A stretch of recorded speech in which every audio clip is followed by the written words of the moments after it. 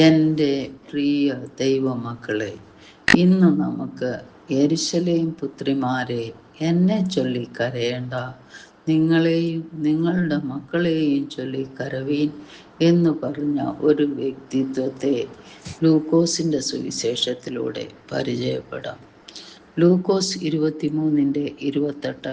യേശു തിരിഞ്ഞു അവരെ നോക്കി, യെരുശലേം പുത്രിമാരെ, എന്നെ ചൊല്ലി കരയേണ്ട, നിങ്ങളെയും നിങ്ങളുടെ മക്കളെയും ചൊല്ലി കരവീൻ.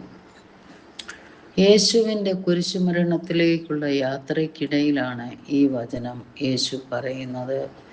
ക്രൂശീകരണത്തിലൂടെ മരണം വിധിക്കപ്പെട്ട ശേഷം ഗോൽഗോത്ത നഗരത്തിനു പുറത്തുള്ള തൻ്റെ വധശിക്ഷയുടെ സ്ഥലത്തേക്ക് തൻ്റെ കുരിശു വഹിക്കുവാൻ യേശു നിർബന്ധിതനായി.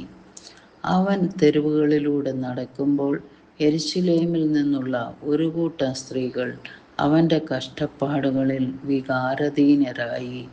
അവനെക്കുറിച്ച് കരയാനും വിലപിക്കാനും തുടങ്ങി.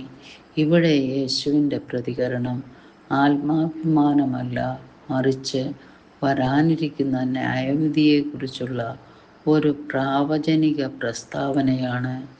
തന്നെ നിരസിച്ചതിനാൽ യെരുശലേമിനെയും അവിടുത്തെ ജനങ്ങളെയും കാത്തിരിക്കുന്ന വലിയ കഷ്ടപ്പാടുകളുടെയും വെളിച്ചത്തിൽ അവൻ്റെ കഷ്ടപ്പാടുകളെക്കുറിച്ചുള്ള സങ്കടം അസ്ഥാനത്താണെന്ന് അവൻ കാണുമ്പോൾ അവനു വേണ്ടി കരയരുത്, തങ്ങൾക്കും അവരുടെ കുട്ടികൾക്കും വേണ്ടി കരയണമെന്ന് അവൻ സ്ത്രീകളോട് പറയുന്നു.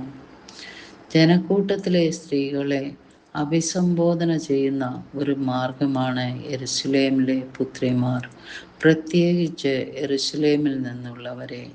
അവൻ്റെ വിധിയിൽ വിലപിക്കാൻ വന്നവർ അവൻ്റെ ആസന്നമായ മരണത്തോടുള്ള അവരുടെ വൈകാരിക പ്രതികരണത്തെ എടുത്തു കാണിക്കുന്നു.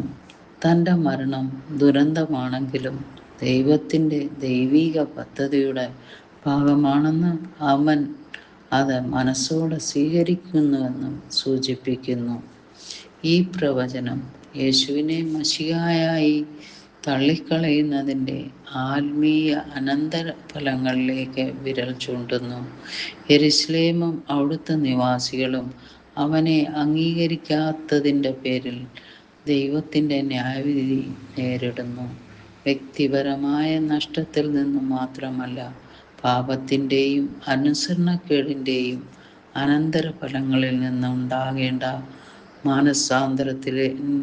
മാനസാന്തരത്തിൻ്റെയും ദുഃഖത്തിൻ്റെയും പ്രമേയമാണ് അവിടുത്തെ വാക്കുകളിൽ പ്രതിധ്വനിക്കുന്നത്. കഷ്ടപ്പാടുകൾക്കിടയിലും അവൻ യെരുശലേമിലെ ജനങ്ങളോട്, പ്രത്യേകിച്ച് സ്ത്രീകളോട് കരുണ കാണിക്കുന്നു.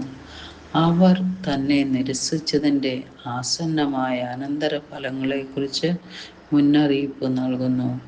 അവൻ്റെ ഉത്കണ്ഠ അവൻ്റെ മരണനിമിഷത്തെക്കുറിച്ചല്ല, മറിച്ച് നഗരത്തിൻ്റെ, അവിടുത്തെ ജനങ്ങളുടെ ഭാവിയെക്കുറിച്ചാണ്. യേശുവിൻ്റെ വാക്കുകൾ മാനസാന്തരത്തിനുള്ള ആഹ്വാനമാണ്. വളരെ വൈകുന്നതിന് മുമ്പ് ദൈവത്തിലേക്ക് മടങ്ങി വരാൻ അവൻ ആഹ്വാനം ചെയ്യുന്നു. സ്നേഹപിതാവേ, ദൈവത്തിൻ്റെ രക്ഷയെ നിരാകരിക്കുന്നതിൻ്റെ ശാശ്വതമായ അനന്തരഫലങ്ങൾ മനസ്സിലാക്കാൻ ഞങ്ങളെ സഹായിക്കണമേ. യേശുവിൻ്റെ നാമത്തിൽ തന്നെ. ആമേൻ.